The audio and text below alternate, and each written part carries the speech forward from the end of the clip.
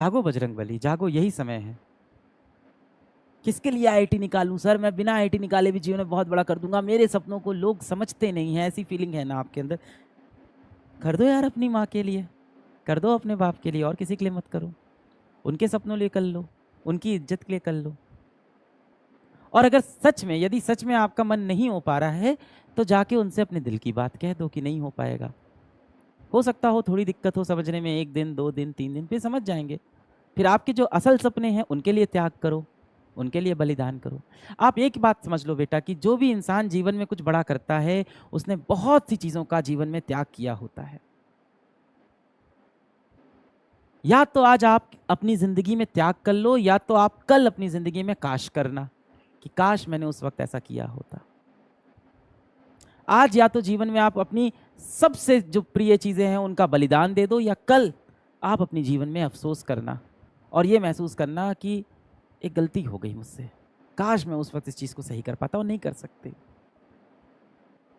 मुश्किल से बेटा आपके पास यहाँ से 7 महीने बचे होंगे, मुझे नहीं लगता 7 महीने से ज्यादा बचे हैं। आपके पास 7 महीने बचे हैं, 7 मंथ्स, 7 महीने आपके बचे हैं।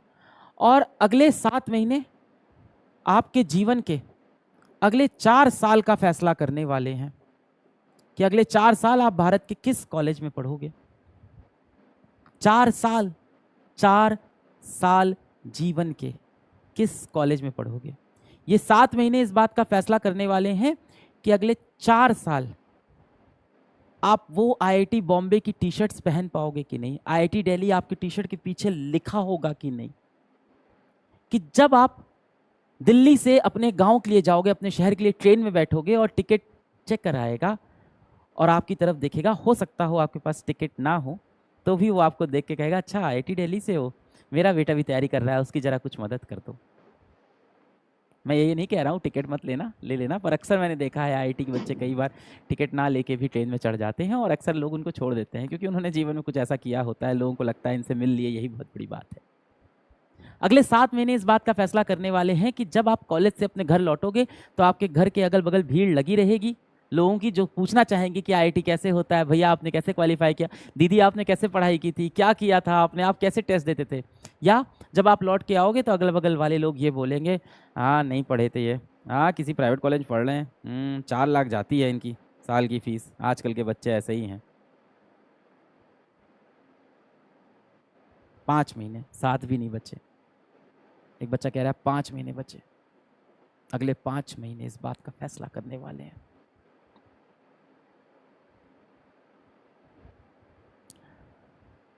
या तो इन 5 महीनों में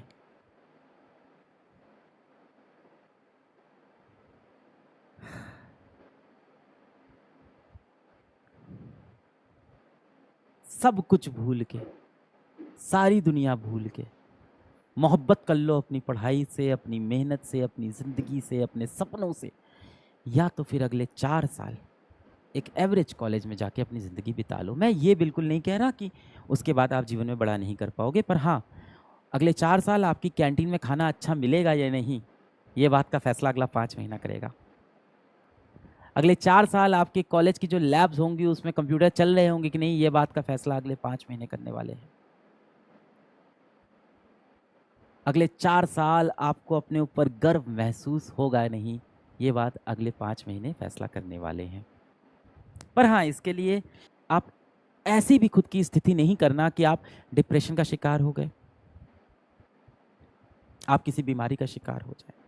मैंने बहुत से लोगों को देखा है इंडस्ट्री के अंदर, मैं लोगों से मिलता हूँ, बहुत अमीर लोगों से मिलता हूँ, बहुत सक्सेसफुल लोगों से मिलता हूँ, और मैंने कई बार देखा है कि उनसे मिलो तो किसी को ब्लड प्रेशर की प्रॉब्लम है, ज़्यादातर कहीं ना कहीं ऑबेसिटी हो रखी होती है, मोटे होते हैं, वजन ज़्यादा होता है लोगों का। और ये मैं ये नहीं कह रहा हूँ कि किसी को फिगर पे जज नहीं करो, वो असल में उनको बीमारी होती है, हद से ज़्यादा वजन उनका आ जाता है क्योंकि वो कसरत नहीं कर रहे होते।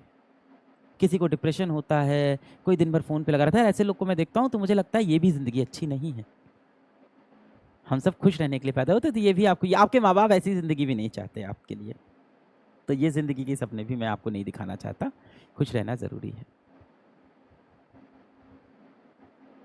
नो डिप्रेशन, क्या डिप्रेशन करके दिखाना है, जागो मेरे हनुमान, अगले 5 महीने लगा दो अपनी सारी शक्ति,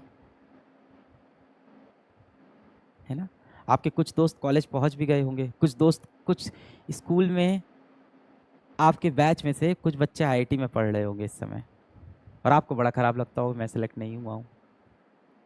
क्या आईआईटी ही सब कुछ है जीवन में? बिल्कुल नहीं, आप जीवन में बहुत कुछ कर सकते हो, पर अगर आपको जीवन में कुछ और करना है तो ये बात छोड़ दो।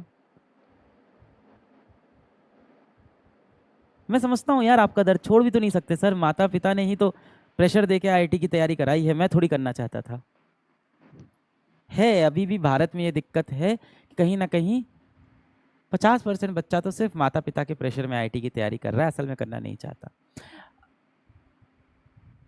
नाम नहीं लूँगा, एक हफ्ते पहले ही मुझे एक बच्चा मिला, मेरे से बात भी हुई, इंटरव्यू भी किया मैंने उसका, और पूरे इंटरव्यू में ये बोलता रहा कि वो तो मेरे पिताजी का प्रेशर था तो मैं पढ़ रहा था, वो तो पिताजी कह रहे थे तो मैं तैयारी कर रहा था, अब वो तो अब पिताजी ने प्रेशर डाल रखा था तो मैंने ऐसा किया। और वो बच्चा, मुझे नहीं लगा कि वो बच्चा खुश है, सेलेक्ट हो गया है, आईआईटी भी पहुंच गया है। मैंने इंटरव्यू के बाद गले मिला और मैंने कहा कि तुम प्रेशर थोड़ा कम लो बेटा ज़िंदगी में, क्योंकि अगर तुम सब कुछ पा के भी आज भी नाखुश हो, आज भी तुम परेशान हो, आज भी तुम्हें बोलने में दिक्कत होती है, आज भी तुमसे बात करके ऐसा फील होता है कि तुम आज़ाद नहीं हो, तो ऐसी सक्सेस का भी क्या मतलब है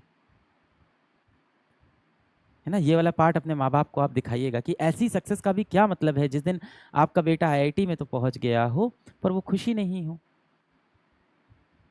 आपके ही शरीर का एक अंग है और आप हमेशा चाहेंगे वो खुश रहे, और आपको चाहना चाहिए, क्योंकि मैं आपको बताता हूँ भारत में मेरे पास तो बहुत न्यूज़ आती रहती हैं, ऐसी खबरें आती हैं कि मेरा दिल दहल जाता है, मैं जीवन में कुछ और कर रहा होता हूँ और फिर वो पूरा दिन मेरा खराब हो जाता है, ऐसी खबरें मेरे पास आती हैं। और इन खबरों के अंदर 80 से 90% समय ऐसा होता है कि माँ बाप बच्चे को नहीं समझ रहे थे। No pressure, yes. अब बेटा ये 75% का क्राइटेरिया ऐसी चीज़ें बता रहे हो जो मेरे बस में नहीं है। मैं भारत की शिक्षा प्रणाली में प्राइवेट सेक्टर के अंदर हूँ, गवर्नमेंट सेक्टर में नहीं हूँ मैं। यदि मैं उस तरफ होता तो मैं शायद कुछ कर भी पाता इस बारे में। कोशिश करूँगा अगली बार जिस दिन मैं शिक्षा मंत्री से मिलूँ, एजुकेशन मिनिस्टर से मिलूँ, तो मैं धर्मेंद्र प्रधान जी से ये बात पहुँचा दूंगा। आज ही मैं उनके ऑफिस को इस चीज़ का मैसेज कर दूंगा कि भाई इसके ऊपर क्या अपडेट है। चलो।